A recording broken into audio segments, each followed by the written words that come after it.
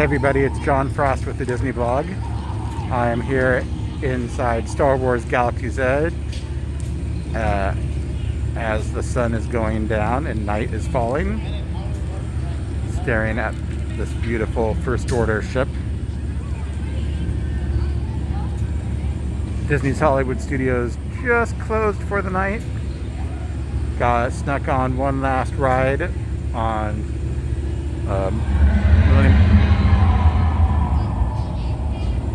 Millennium Falcon Smuggler's Run at the end of the night. They were really nice, let me have my own cabin so I could be pilot.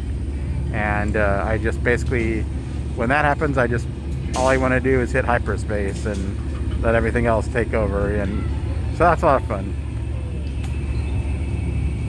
So the park's closed. I hear there's a new light package over on the Chinese Theater back at Center Stage where Mickey and Minnie's Runaway Railway is. I went on that earlier tonight. It looked really good. Everything is still in good shape, and that song gets in your head. But I want to go see the lighting package, so let's walk over, and you all can vote. Should I go through Toy Story Land, or go the shorter route back out through Grand Avenue and Los Angeles? Let me know. I will watch for comments.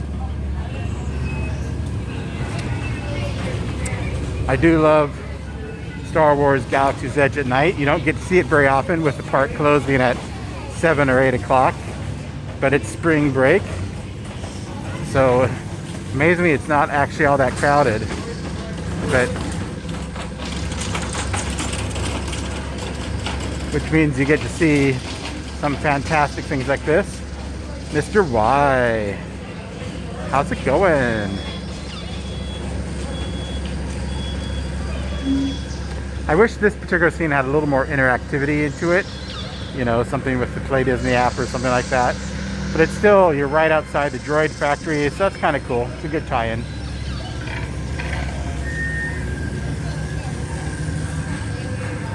Thanks for visiting us today. For the health and safety of everyone, face coverings must fully cover your nose and mouth. It looks like we're not going to get to go through Toy Story Land, so we'll go out Grand Avenue it is. But we do get to go look at my favorite tree in Star Wars Galaxy's Edge.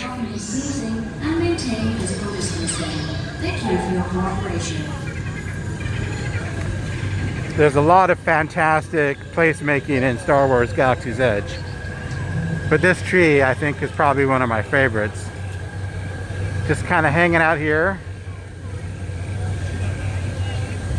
Hey Patty, June 12th. That should be a lot of fun. Do you know how many days you're going to be here and what you're looking forward to most?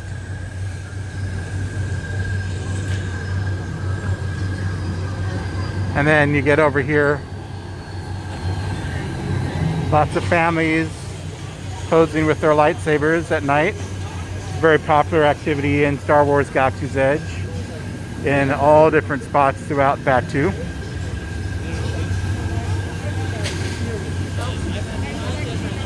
I really like the way that the cliffs are illuminated at night here. So this is like, this view I think is pretty cool with the Batuu here in front of you and then the cliffs illuminated behind it. All these cliffs were designed by hand, and then master craftsmen came in and put all the touches based off of the models and made it look real, which is really incredible if you think how many hours of work went into that.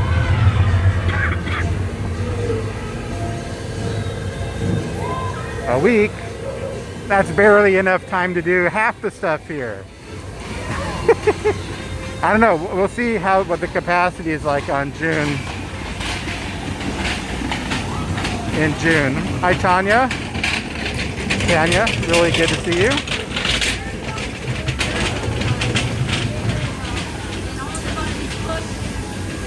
Everything in there. Well, yeah.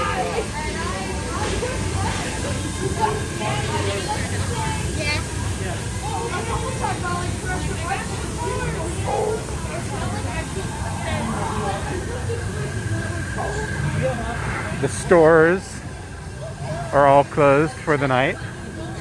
So we'll just kind of meander our way over to Grand Avenue. Again, we're heading out towards Chinese Theater and Mickey and Minnie's Runaway Railway, where I'm told they have a new lighting package. So I'm looking forward to seeing that.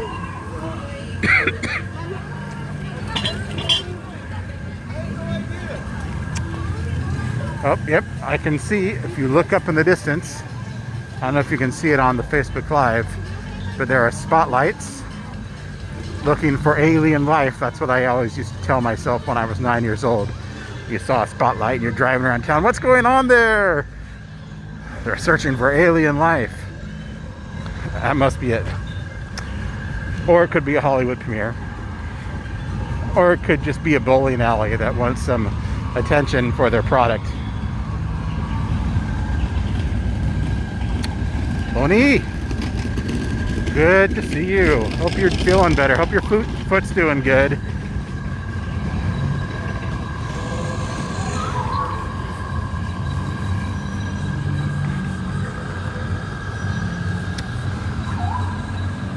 Now, April 30th, a few lucky souls will be able to go out to the Disneyland version of Star Wars Galaxy's Edge and see a near duplicate. The difference, of course, is that this is on the other side. This X-Wing is over here somewhere. I actually haven't been to this Disneyland version, but all these great cliffs are there. And the way that the Disneyland Star Wars Galaxy's Edge is positioned is that they get the sunset behind the cliff, so you get this really amazing sunset view there. Here they kind of do it via lights, and so the lighting package here is a little bluer, a little darker to go with the the night sky. And then we get the sunrise on the cliffs. So if you ever get a chance to get out to Hollywood Studios bright and early before the sun comes up, look it over here and watch the sun shine, the sunrise illuminate the cliffs. I hear it's absolutely spectacular. I've seen it, but it was before everything was open. So I really like to come back here and see it as a final package one day. And then just a couple weeks ago, I learned a little interesting bit of trivia. If you watched Star Wars: The Mandalorian on Disney Plus, there's a scene where they go into an ice cave and a couple X-Wing pilots, I don't want to spoil it too much, stop by for a little chat. Well, this X-Wing was actually film used in The Mandalorian during that scene, and then transported here to be in Star Wars Galaxy's Edge at Disney's Hollywood Studios. So that's pretty cool. You're looking at a piece of movie history, not just because it's in Star Wars Galaxy's Edge, but because it was actually in The Mandalorian. So I like that little bit of trivia that I just learned a couple weeks ago. All right, sadly, nobody else is getting on Star Wars: Rise of the Resistance tonight. Either the Resistance one or the First Order one. I'm not sure.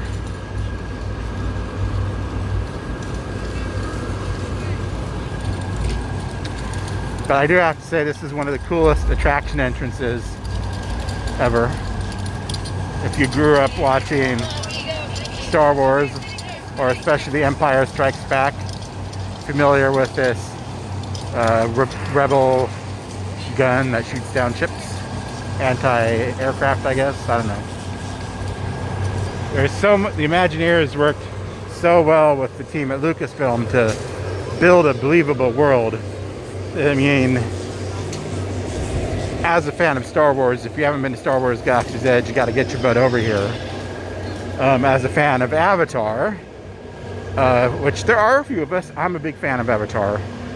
And even if you're not a fan of Avatar, if you're just a fan of immersive environments, you have to get to Pandora, the world of Avatar, over at Disney's Animal Kingdom.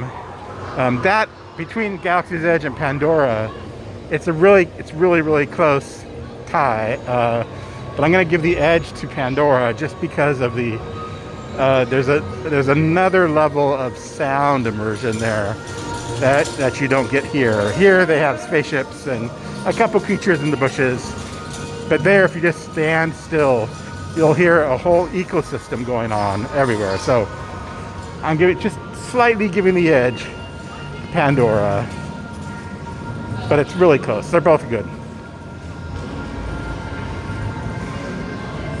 All right, Olivia, this should feel familiar to you. We're in downtown Los Angeles suddenly. Been transported from Batu and Black Spire Outpost to downtown LA. Matter of fact, pretty sure I used to work just up there in the Security First Tower. That was fun. Come down the hill on the funicular over here to the Grand Avenue, where there are lofts and all sorts of fun restaurants and lots of good stuff to eat for lunch. Then you take the funicular back up the hill. Boom. That's downtown living in Los Angeles in the 90s. All right, that's more about me than you want to know. The baseline, speaking of Los Angeles, this is a little fun place to spend an hour, a half hour, because among other things, there's some really fun Disneyland history in there. The backstory is that they've created a bar out of a former home of a printer press, and the printer used to make posters for Disneyland. So there's all these fun Disneyland Easter eggs basically hidden in there. So 100% recommend checking that out.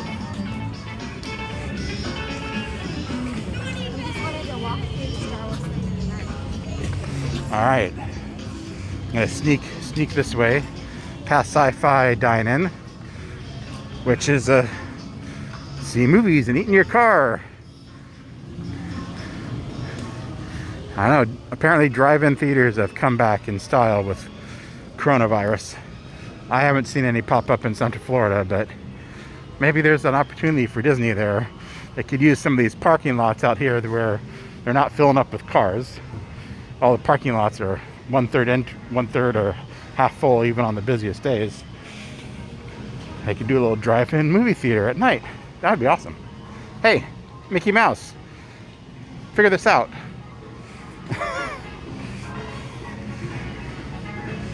I think they can make that work. They probably know somebody who has some movies they could use. All right. ABC Commissary had a recent refresh on the inside. New carpeting, new table options. So look, we'll go look in the window really quick. So they reconfigured this. These tables that you see there in front of you, they used to be perpendicular. All right, we're back. Looks like I lost almost everybody. All right. Apparently that is a bad place for AT&T cell signal. Somebody get on that. Okay. So, Chinese theater. Look, there's spotlights on the roof. Very cool.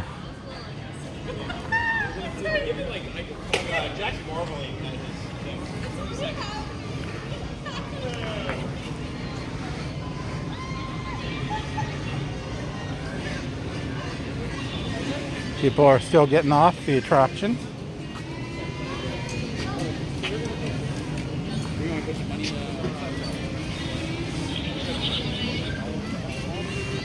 All right. It's not all that exciting, actually, as it turns out. It's just some spotlights up above. But I guess something is better than nothing.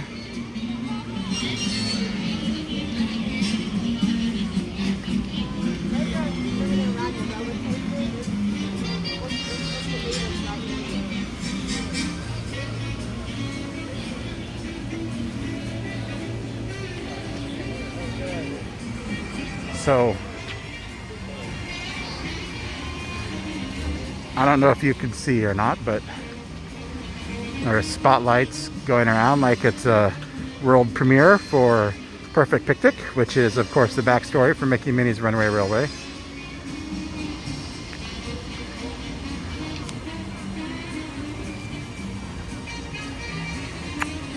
and no other digital projections or anything like that, just some interesting lighting. So that's cool. Alright. Well, I'm going to sign off. Thank you for following me on my little walk from Batu to Runaway Park. Hope you all have a magical weekend. And if you're like me and you're blacked out from the parks for 2 weeks, sorry to hear that, but it'll still be there when you get back. You don't want to be here in spring break anyways. It's super crowded. So, all right. Be sure to look us up on Twitter and Instagram and YouTube, where we are the Disney Blog on all those places. Really helps to have you follow us, subscribe, and like. Engage with our content. The algorithms can be finicky, so I appreciate all that. Have a great night, everybody.